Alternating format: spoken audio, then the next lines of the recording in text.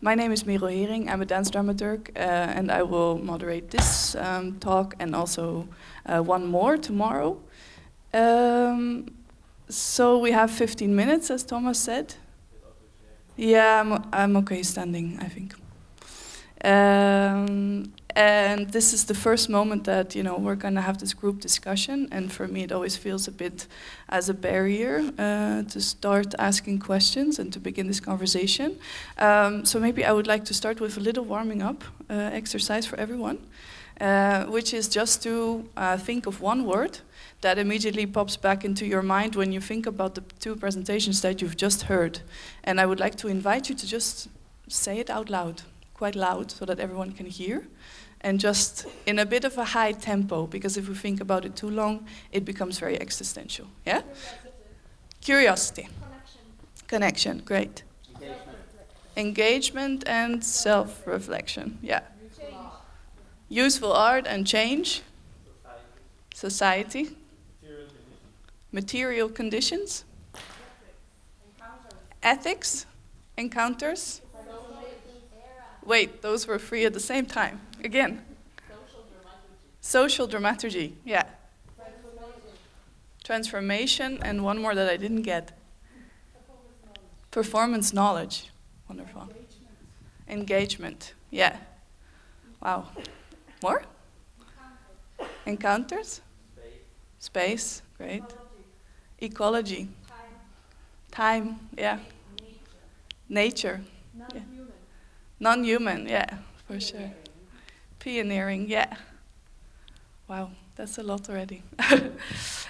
Cool. To start this up, I've asked Pia and Tina to think of one question for each other, and after that I will open it up to all of you for questions towards them, or maybe also towards each other, amongst each other. It's all possible.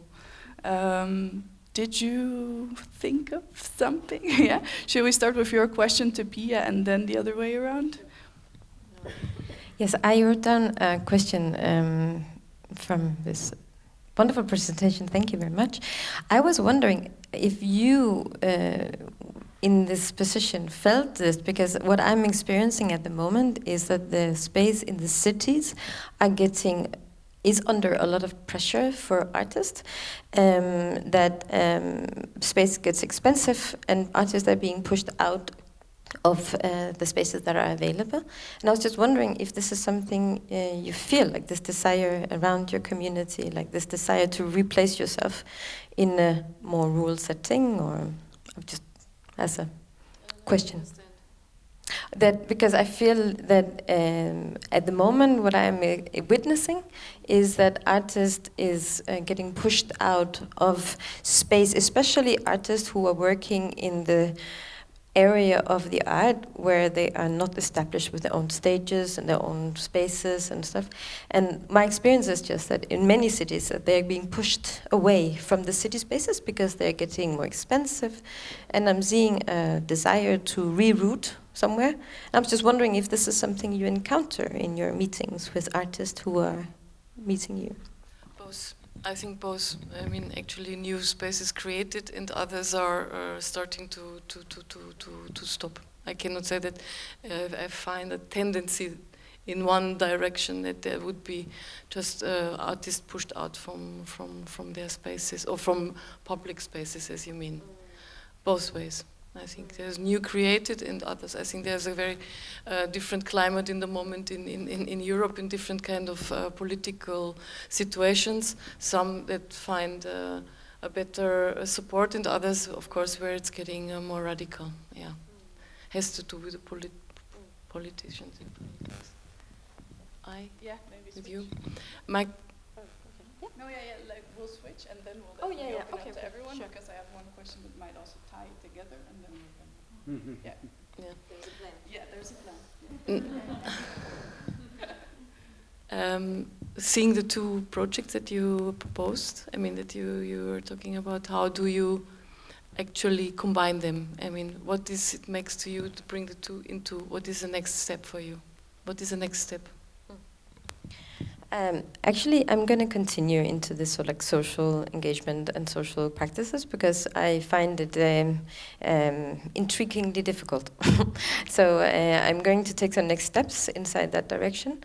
And the next project is actually dealing with farmers.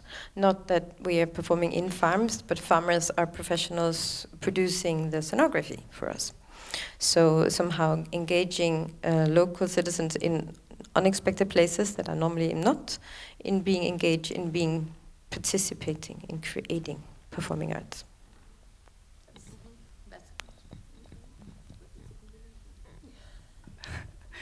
I wasn't sure what they were going to present exactly, so I'm also sort of digesting together with you the both presentations. But as I was listening, I was thinking that somehow for me the question that comes out to both of you perhaps to come back to, I mean, you've mentioned it a little bit already, but maybe to come back to or be more specific about from each of your also contexts and examples, is what in fact creates an equal encounter. Because somehow I feel that in the way you were dealing with your local context and how to involve all these different groups, which you spoke about, has a certain fragmentation also. And in your case, also working in different contexts, involving people with different roles, different hierarchies. How do you establish an encounter that somehow creates equality or enough equality for an actual exchange to happen? I was wondering if both of you could reflect upon that a little bit more, and then we go to the other questions from the audience perhaps, but just to somehow also find the common ground. Can you share that one? That would be, and then I can share this one with them. Yeah. Do you want me to start? Well, I mean, I've actually worked a lot with the word equality in my works, and I've actually come to a conclusion that equality is a bit of an illusion. I think, I don't know if it's really about equality. I think it's much more about creating the contracts with people so they feel they're in a good place. I don't think that you can claim, I think it's really dangerous actually, if you go out into a social community, again, to some community where you are a visitor, you're an elephant. You're not just somebody flying on the wall. I mean, that is like the first step of anthropology. You cannot just be a fly on the wall. So I think relating maybe more to the idea what Claire Bishop is maybe pointing more towards is that there is maybe that other common element that then becomes the mediator of which we can actually develop other relations. And be really conscious of the fact that equality is a very difficult terminology to create, and I would even propose that it is really an illusion in these contexts. Yeah, I agree. Yeah, if equality is an illusion in this context, what about mild hierarchy? I mean, but oscillating, maybe. I mean, not that the mild hierarchy is on one side and only in one direction, but can shift, yeah?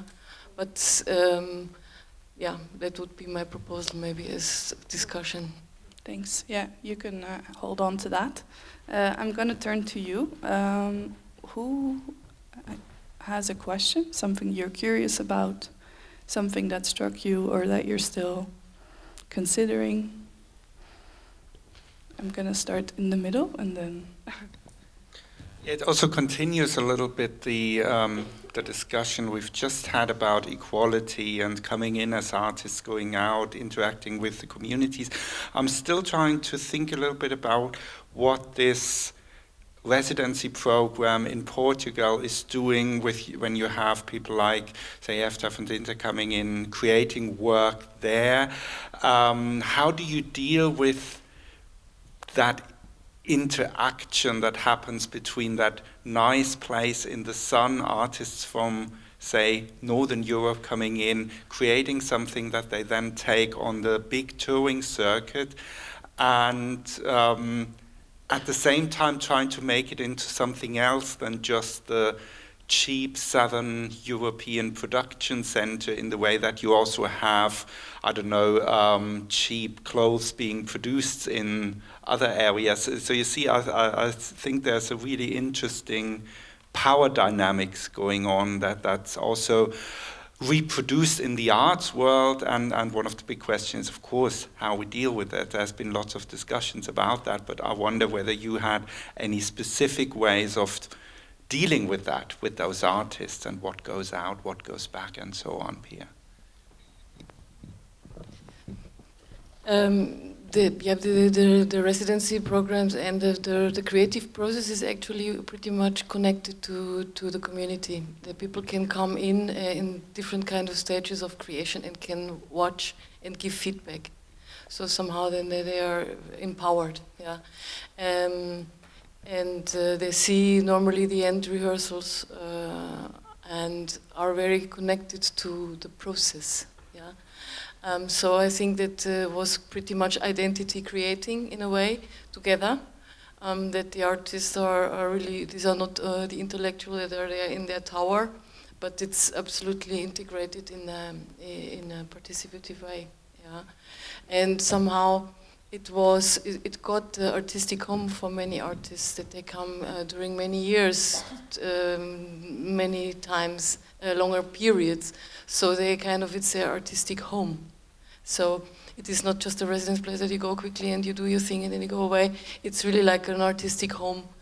You know, now when the place felt, it was a kind of a shock for many of them, because it was their artistic home. And if it feels like home, because it was thought and done like you feel at home, that you move around like you want. It's not studio time, and very little regulation, actually, as less as possible. And that feeling home and being a part of the society. I remember Arkady say this. He was there and he got the citizenship card so he can get free entrance to the swimming pool. Yeah, and he put it actually on his as a feeling like a Montemor person. Yeah, because this kind of easy access both ways. You know, the artist having the access to the city and being integrated through a big vast of structure of networking and friendship and knowing each other. And at the same time, then, of course, the citizen responding to this proximity in then coming and watching. That is, yeah, it's a very nice phenomenon. Okay, so there I saw 2 more hands here, I think. Any other hands already up? Because then I can check it together with the time. Cool. Hello. Thank you for the presentations. I had one question each, and they're different, and they're very short also. The questions, probably not the answers. But Pia, you were reflecting on the entering of Portugal and the reaction of the community after the dictatorship of the explosion of expressions. I would like to hear more about that, and also I feel that there's some kind of engine there and a power to reflect upon in these like dark times. And for Tina, I had a question about this always agreeing that you said, that you had a feeling that showing your productions to the usual suspects, that we were always agreeing. I consider myself a usual suspect. And I wonder if you entered a space where you're not agreeing now in your work. Those were the 2. Thank you. Yeah, for me, how I felt, you know, when I came there in 2000, how I felt the society, it was really the public space was still very inhabited by non-expression. Yeah, so the what can I say?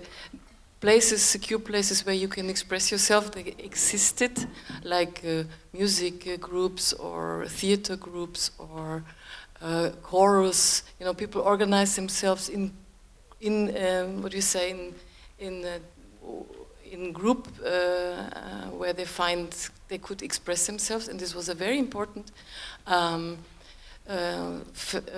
structure for the society to have these groups where they could express themselves artistically but it was very much in the walls, yeah. And in the street, I felt that you could not speak like you normally speak to someone on the street. It was a ritual how you greet someone and what you ask. So it is how are you and how are your kids, because you don't speak about the adults. And then I was starting to say, oh yeah, my kids are like this, and it was not answer needed. It was just a way to connect, but to say nothing. So and this is something very interesting for me to analyze, to connect and say nothing. What is this about? Yeah, and sometimes it's a question is, do we really connect a lot and we say nothing? What do we say when we connect? Yeah, so that's an interesting question back then. And yes, the short answer is yes. I think that I met definitely a multiplicity of people, and the people that I would usually meet would be agreeing with me that art is important, for instance. I met a lot of people for whom art is not important. Let's say, for instance, the Vestjysk Landbrug Ungdom. It's a community for young farmers. We had a conversation with, or a conversation that one of my the dancers who were one of my co-creators, Marlene, she's a vegan, and not that in itself is important, but it became important because she had to go out to meet with one of the mink farmers in Ringkøbing.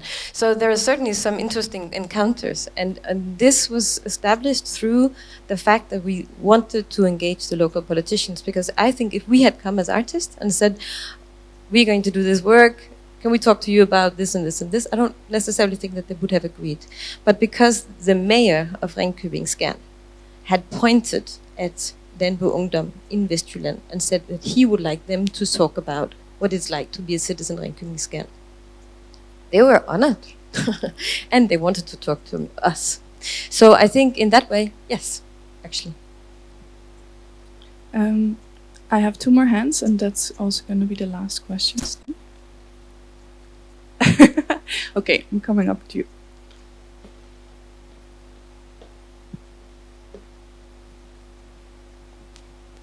Hi, it's actually for Pia, because I'm Portuguese, and I was very curious about that encounter you had in 2000 when you moved there. You talked about this very fragmented society that you found, and the elite to going to Lisbon to have access to culture. How did that elite meet your Espaço do Tempo when it was created? Something for free that they weren't used to? And the second question is, what about now? Do you feel that you have created a new elite there, or is still as open as you wanted it to be at the beginning? I start with the second question. I don't think that we created a new elite, no, not at all. I think the opposite. I think that was people really came together to see the same shows. You know, they were everybody in the same room. Before you have to imagine that there are 2 churches in Montemor. One is for the poor people funerals, and the other one is for the rich people funerals. Yeah, and so this is very disturbing. If people sit together in small rooms and they have to engage sometimes in the performance where they are participating, of course it is a very good pedagogical step to bring people together in the same room. Not that the more established people are having their problems, it's more the people that say, this is not for me. Yeah? And so to make it happen, that it sounds very romantic, but that this barrier can be crossed, that to say, okay, this is of course for me, and because it feels like, not because it's a concept. Yeah, it is a concept in a way, but not so outspoken sometimes. It's more the ambient, the atmosphere that you create. Yeah. And then the first question, now I forgot. Was it?